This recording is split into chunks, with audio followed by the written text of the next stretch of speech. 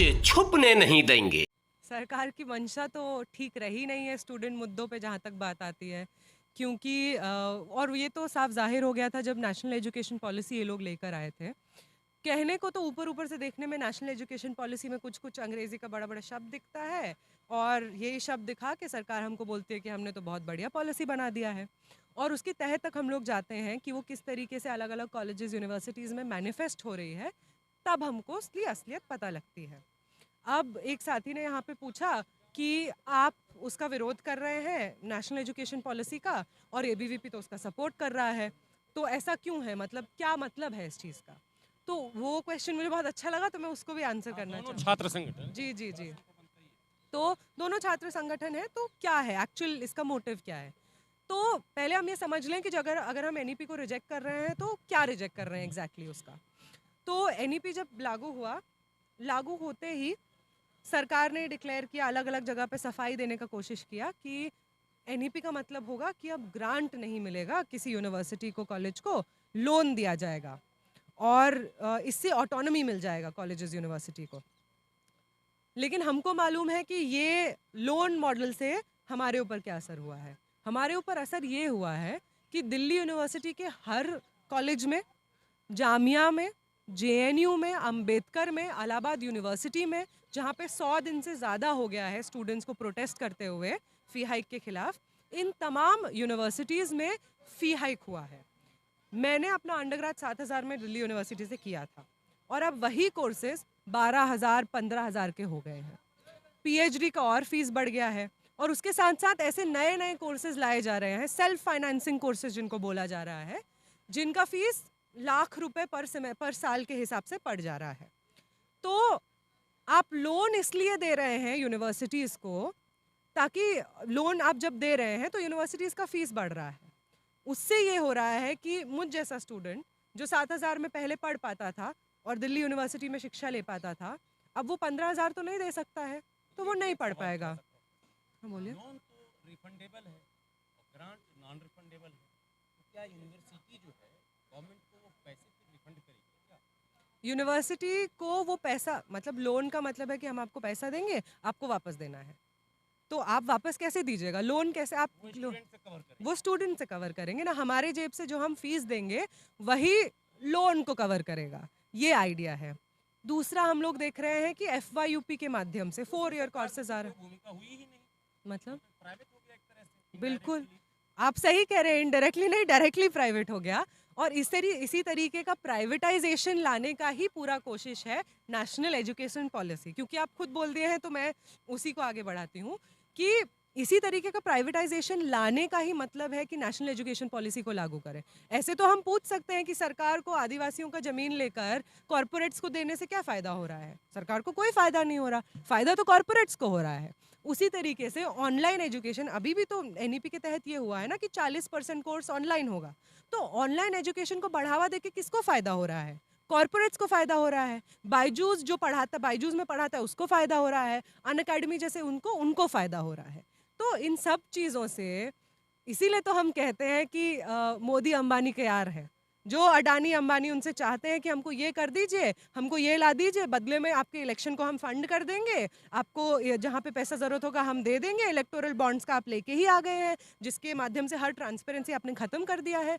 तो आप हमको ज़मीन दे दीजिए, आप हमको एजुकेशन को एक बिजनेस, प्रॉफिटेबल बिजनेस बनाने दीजिए, सोशल जस्टिस को ख़त्म करके प्रॉफिटेबल बिजनेस बनाने दीजिए, आदिवासियों का ज़मीन लेकर हमको वहाँ पे बड़ा बड़ा कॉर्पोरेट सस्ते में 5 रुपये में ज़मीन देकर वहाँ पे हमको कॉर्पोरेट्स लगाने दीजिए, उससे हमारा फ़ायदा है, और बदले में हम आपको इलेक्शन में सपोर्ट करेंगे। यही आइडिया के तहत हमारा शिक्षा दाव पे लगा हुआ है। इसी आइडिया के तहत, ताकि अडानी के पैर में और मतलब जेब में और पैसा जाता जाए, और इन लोगों का अंटीला से सुपर अंटीला हो जाए, इसलिए गरीब का बच्चा नहीं पढ़ पा रहा है। ये एनईपी के बेसिस पे है।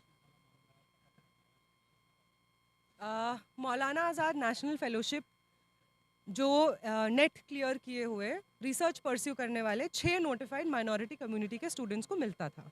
अब माने इसका जड़, मानव का जो जड़ था वो था सच्चर कमेटी रिकमेंडेशन, एक 7 मेंबर का कमेटी बना था 2005 में, जिसमें राजेंद्र सच्चर हेड उसको कर रहे थे, जिसमें बेसिकली ये फाइंड आउट करने के लिए बना था कि इस वक्त इंडियन मुस्लिम्स का सोशल इकोनॉमिक कंडीशन देश में क्या है। उसके बाद पता लगा था कि इस वक्त जो मुस्लिम्स का कंडीशन है, चाहे वो एजुकेशन में हो, स्पेशली एजुकेशन में हो, गवर्नमेंट जॉब्स में हो, बाकी जगह पे हो, वो दलित आदिवासी तबकों से भी पिछड़ा हुआ है। और यही मैनिफेस्टेशन है कि हम लोग देखते हैं कि जहाँ पे नेशनल एवरेज 77% है, वहीं पे मुस्लिम कम्युनिटी में लिटरेसी रेट का एवरेज 68% है। मतलब 10% के आसपास दोनों के बीच में गैप है। तो अगर कोई कम्युनिटी एजुकेशनली बैकवर्ड है तो इस देश का भी भलाई शायद इसी में होगा कि सारा जो तबके से आने वाला स्टूडेंट्स है, मुस्लिम कम्युनिटी से आने वाला स्टूडेंट्स है, वो पढ़ पाए, एजुकेशन हासिल कर पाए।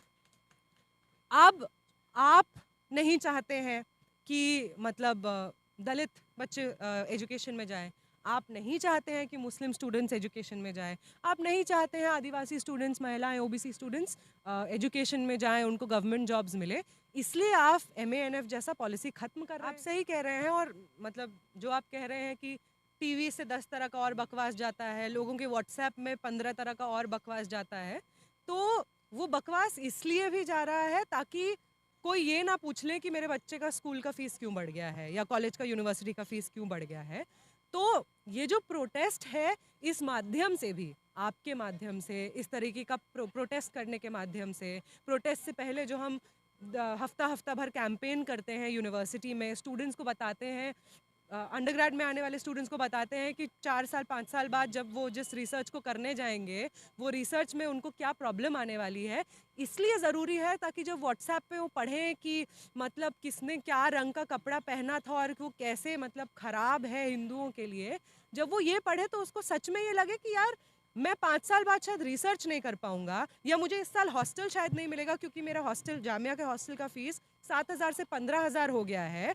वो ताकि वो ये सोचे, ये पढ़, जब वो व्हाट्सएप पे पढ़े तो उसको ये लगे कि ये क्या बकवास चल रही है, और जिसने उसको वो व्हाट्सएप फॉरवर्ड किया उसको भी बोले कि यार ये सब क्या तुम बकवास कर रहे हो यार, मेरे को शायद हॉस्टल नहीं मिलेगा, मैं शायद अगले साल कोर्स पूरा नहीं कर पाऊंगा क्योंकि इतना फीस बढ़ गया है, और तुम ये सब पे बात कर रहे हो। मेरा जो सपना है, सोशल मोबिलिटी का अकेला साधन है एजुकेशन, उस पे इतना बड़ा धक्का लगा और तुमको इसकी पड़ी है कि किसने क्या पहना हुआ है कौन सी फिल्म में।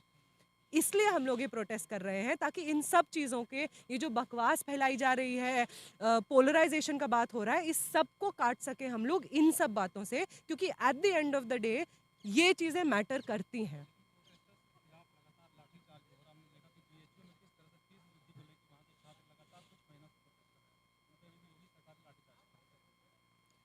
देखिए, जिस दौर में हम रह रहे हैं, मोदी का दौर, हिटलर शाही का दौर, फांसीवाद का दौर, उस दौर में हमारी लड़ाई मुश्किल है, और इस लड़ाई का एक एस्पेक्ट शायद ये भी है कि पुलिस की बर्बरता और स्टेट का रिप्रेशन बहुत ज़्यादा बढ़ गया है। और आप तो लाठी का बात कर रहे हैं, लाठी वाठी पड़ती है। एक बहुत सटल तरीके का रिप्रेशन भी है कि यूनिवर्सिटीज़ में अजीब तरीके का कोड ऑफ कंडक्ट लाया जा रहा है, यूनियंस नहीं कोई कर सकता है, अगर कोई प्रोटेस्ट का कॉल होता है तो सब पूरा यूनिवर्सिटी का ढाबा, वहाँ पे चाय का दुकान, जेरोक्स का दुकान सब बंद कर देता है ताकि स्टूडेंट आए ही ना या चला जाए वहाँ से। तो ये एक बहुत सटल तरीके का रिप्रेशन हो रहा है। दूसरे तरीके का रिप्रेशन पे ध्यान में आपका लेके आऊँगी कि हम लोग यहाँ पे पहले जब जंतर मंतर पे प्रोटेस्ट करते थे तो हमारा बैग चेकिंग नहीं होता था। अब ये बदतमीजी करते हैं कि बैग दिखाओ, उसके बाद करेंगे हम लोग। मैं बताती हूँ। और अब हम लोग यहाँ पे प्रोटेस्ट के बाद में यहाँ पे चाय पीते थे। जब से कोविड के बाद ये खुला है, चाय नहीं पी सकते हैं यहाँ पे, आप यहाँ से उठिए। ये क्या बकवास है। हम यहाँ पे प्रोटेस्ट कर रहे हैं, प्रोटेस्ट के बाद 5 लोग बैठ के चाय पीना चाहते हैं, बातचीत करना चाहते हैं, आपको उससे क्यों डर लगता है? डर इसलिए लगता है, या आप बैग जो चेक कर रहे हैं, आप ये लोगों के मन में डालना चाह रहे हैं कि तुम पुलिस से घिरे हुए हो। आप लोगों को जब चाय पे बैठने नहीं देते हैं, आप लोगों के मन में ये बात डाल रहे हैं कि कहीं 2 लोग आपस में बात ना कर लें। जो हम लोग व्हाट्सएप पे इंडिविजुअली भेजते हैं उनको कूड़ा, उसके बारे में डिस्कस करके कहीं इस निष्कर्ष पे ना पहुंच जाए कि ये सब क्या बकवास हो रहा है, हम लोग को तो एजुकेशन के बारे में बात करना चाहिए। ये सटल तरीके का एवरीडे रिप्रेशन है जिसको हमको फाइट करना है। इसलिए जंतर मंतर पे हो, मिनिस्ट्री ऑफ माइनॉरिटी अफेयर्स पे हो, यूजीसी के सामने हो, हम अलग अलग जगह से अलग अलग तरीके से लगातार प्रोटेस्ट करते ही रहते हैं, क्योंकि हमको मालूम है कि जो हम पे रिप्रेशन है वो बहुत बड़ा है।